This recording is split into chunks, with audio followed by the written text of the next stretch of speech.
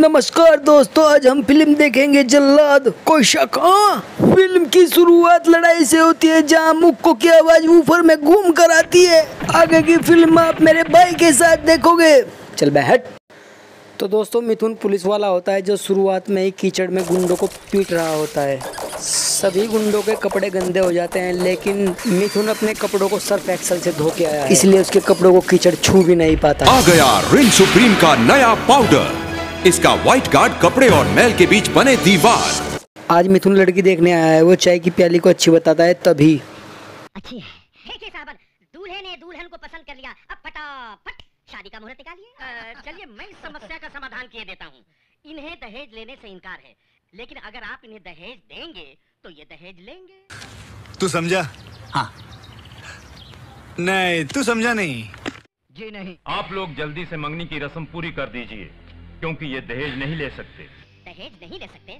मगर क्यों? रुक, तेरे को बताते। तेरी माँ की चुत्ते। इनको किसी की लड़की शादी में मिल जाए, यही बहुत है।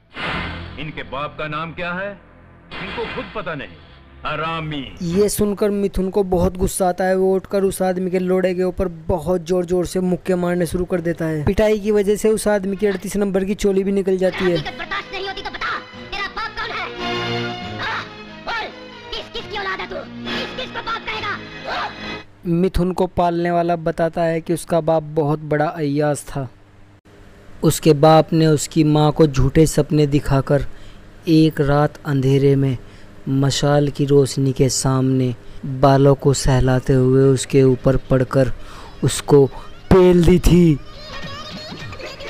इसके बाद वो पब्लिक पैलेस में दुपट्टों की आड़ में पैदा हो गया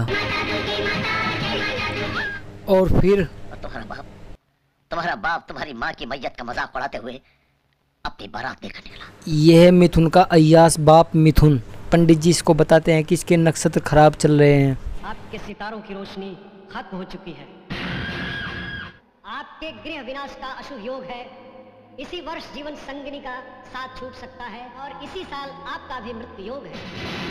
तब मिथुन घोड़े से लोड़ा नहीं, लोड़े से घोड़ा निकालकर पंडित को मार देता है। बूढ़ा मिथुन चुनाव लड़ना चाहता है और वो जीतने के लिए शहर में दंगे करवाना चाहता है। इस सब के लिए वो कादर खान को समझाता है कि किसी भी तरह मुझे जीतना है, कुछ भी करो, कुछ भी।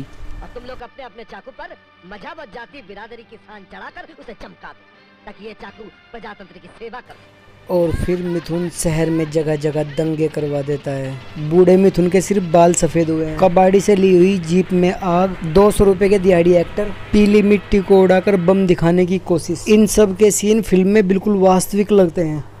जहर जलता है तो जलने दो, ये आग हमने ही लगाई है। लोग मरते हैं तो मरने दो, ये अपनी खुदाई है। मेरा जाम रहे, मेरी शाम रहे, मेरे पहलू में मेरी जान रहे। मजा नहीं आ रहा है। म्यूजिक।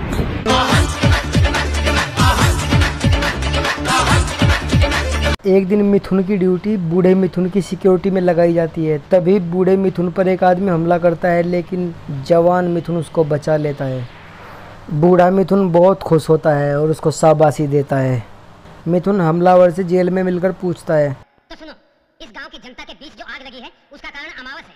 अमावस को मानने का पवित्र गुस्सा हर घर में मौजूद है। मिथुन गुस्से में अपने बाप यानी बूढ़े मिथुन से मिलने जाता है। हेलो जूनियर, अगर पैदा ही होना था तो अपनी महतारी का चेहरा लेकर पैदा होते। हमारा चेहरा लेकर काहे पैदा हो गए? मैं तुम्हारे बाप का सांस लेता सबूत हूँ। चेहरा तो हमारा है, लेकिन जवान अपनी महतारी की पाए। मूवी में एक बहुत बड़ा सस्पेंस है जो अब खुलने वाला है। बूढ़ा मिथुन धोती कुर्ता पहनकर सर पे डाई करके मिथुन की सौतेली माँ के पास आता है और उसके साथ सुहागरात मनाने के लिए कहता है। तब मिथुन की माँ कहती है, लिंग तो तुम्हारा पड़ा रहता है, तुम्हें देने से भी क्या फायदा। जाओ बाजार से नकली लेके आ जाओ, उससे मुझे कम से कम मजा तो आएगा। ठहरो ठहरो, गाँव में अभी तक किसी को नहीं पता लग सका कि तेरा पति हिजड़ा है।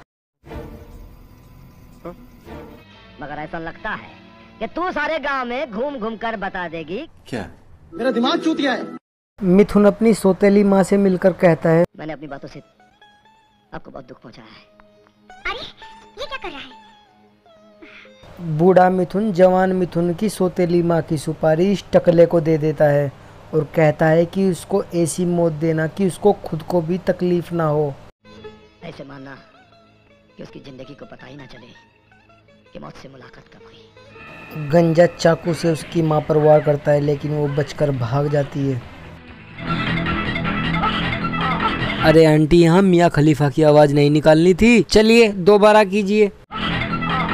हमें तुम्हारे लक्षण बिल्कुल ठीक नहीं लग रहा है, तुमसे ना हो पाएगा। कोई बात नहीं, आ जाओ चमन चूतिए। गुस्से में मिथुन अपने बाप को बहुत मारता है। वो उसके पिछवाड़े पर पैर रखकर उसकी बवासीर वाली नस को भी हिला देता है।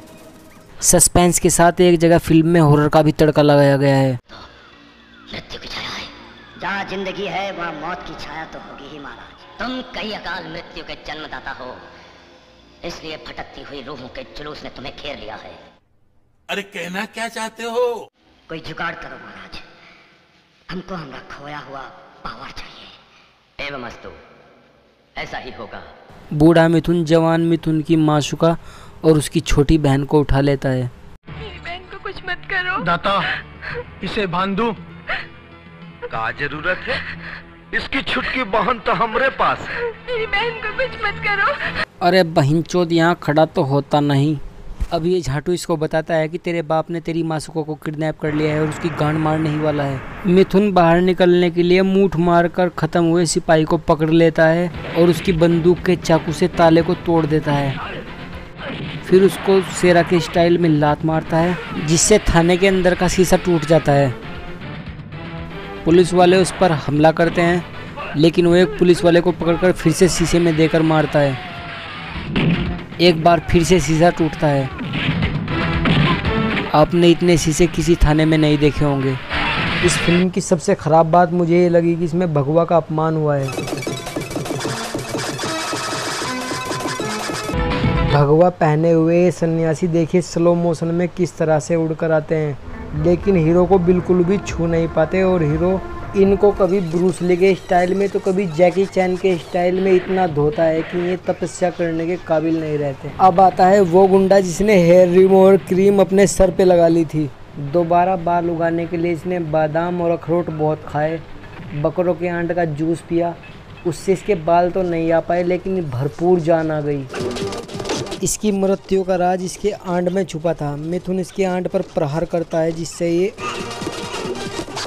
मर जाता है।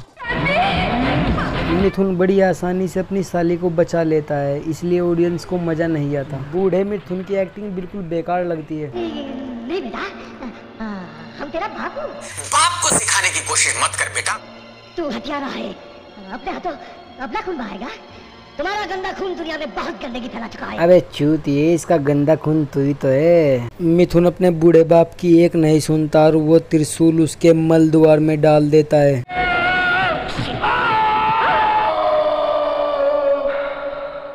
फिल्म यही मैसेज छोड़ती है कि बिना कॉन्डोम के हमें संभोग नहीं करना चाहिए, वरना हमारा पाप हमारी मौत का कारण बन सकता है। वीडियो अगर अच्छी लगी हो तो चैनल को प्लीज सब्सक्राइब करते जाइए और कमेंट में बताइए कि आप मेरे साथ कौन सी फिल्म देखना चाहते हैं।